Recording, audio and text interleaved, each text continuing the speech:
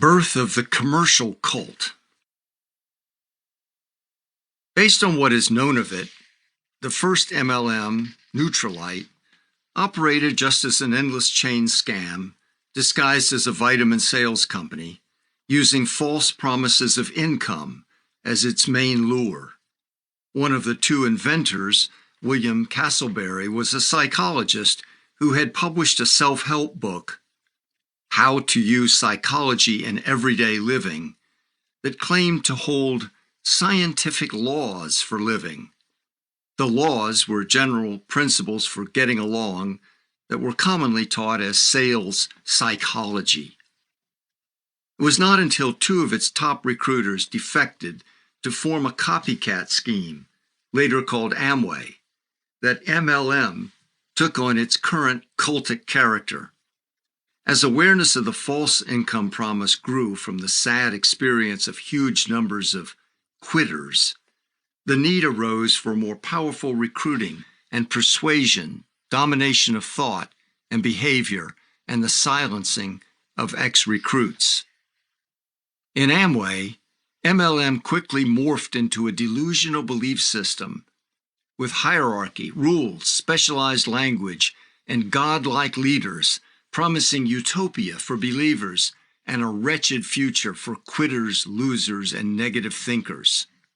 To the illusory and destructive endless chain, Amway grafted a facade of piety that sanctified wealth-seeking and portrayed its founders and top recruiters as geniuses, heroes, and Christian role models.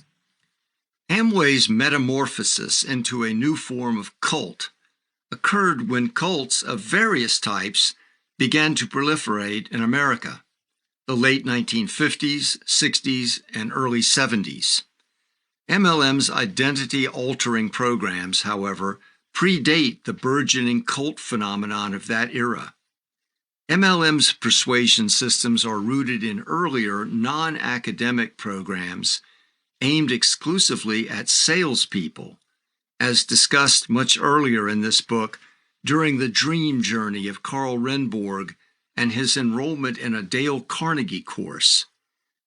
In that bygone era, when small farms and towns dominated the American landscape before World War II, professional salespeople comprised a small, often vilified cadre of the American workforce. As the soldier ants of the market, before mass advertising and the fields of PR matured, it fell to salespeople to bring commercial messages to the public directly and persuade them of needs they didn't know they had, so they would buy. To excel in this less than exalted service, salespeople were subjected to a unique form of training most people would not tolerate and would find repugnant. The training for market combat required a makeover of personality, an adoption of at least the outward appearance of confidence, and the fierce determination to succeed against constant disrespect and rejection. Most important, for a driving motivation, they were taught to believe in the ultimate value of gaining wealth. Long before multi-level marketing shamed its adherents with the specter of loser, salespeople were mercilessly indoctrinated with the winner or loser philosophy of life. Fortified with the spirit and the doctrine of the marketplace, they were then trained in the weaponry of persuasion, manipulation, and domination. Before sales and marketing became an academic discipline, it was an underground belief system, an ideology, and a philosophy for living, crassly commercial in character. The discipline of sales was presented as more than tools of a trade. It was self-improvement, a study of human nature, a pathway to success in business and happiness in the rest of life. To recall, MLM was invented in the period in America when, as historian Richard Huber explained, a profound cultural shift occurred, quote, from character to personality. The new American personality suited for a new consumption-based economy, was that of the archetypal salesperson.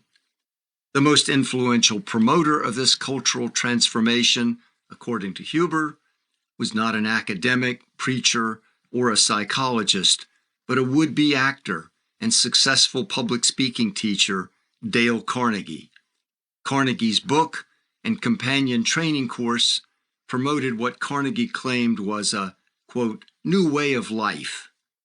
It was at a Dale Carnegie mind training course that Carl Renborg met one of his future partners, William Castleberry, a pop psychologist who would transform Renborg's tiny company. Dale Carnegie's wildly popular book, How to Win Friends and Influence People, was published in 1936, only a few years before, and perhaps served as the model for Castleberry's own book, How to Use Psychology in Everyday Living. Castleberry's psychology text was part of the movement of academic credibility being added to what was earlier understood as a commercial belief system, an ideology of the sales world. Character, emotions, values, personal relationships were reinterpreted into commercial marketing terms for commercial purposes. As Carnegie advised, quote, you don't feel like smiling? Then what? Two things. First, force yourself to smile. If you are alone, force yourself to whistle or hum a tune or sing. MLM's endless chain proposition, the core of the deceptive money scheme, was assembled from elements of American heritage, including the folkloric Ponzi scheme of the 1920s, the money chain letter mania in the 30s, and the manipulative and deceptive door-to-door sales culture, including referral selling schemes. It included the cruel management manipulation of salespeople, made famous in the plays and later films Death of a Salesman and Glengarry Glen Ross. Perhaps most important, it was based on pervasively commercialized fantasies promoted by Disney, McDonald's, and constant marketing that were replacing engagement with reality and were reshaping American values, encompassing grief and death, recreation, food, and health. MLM expanded the fairy tales into work and livelihood. MLM's evolution from a business opportunity scam into a national cult movement was similarly founded upon elements readily at hand and current in America. The Calvinist ethic brought over by Puritans, teaching wealth is a virtue and poverty is sin. The American invented religions of Christian Science, Mormonism, New Thought, and prosperity theology, teaching spiritual and positive thinking pathways to wealth and perfect health.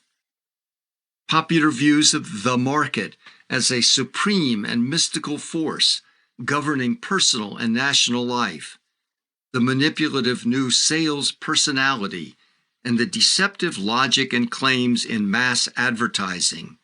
These cultural fantasies are raw materials for an alternative reality involving new identities. The village of everything is possible.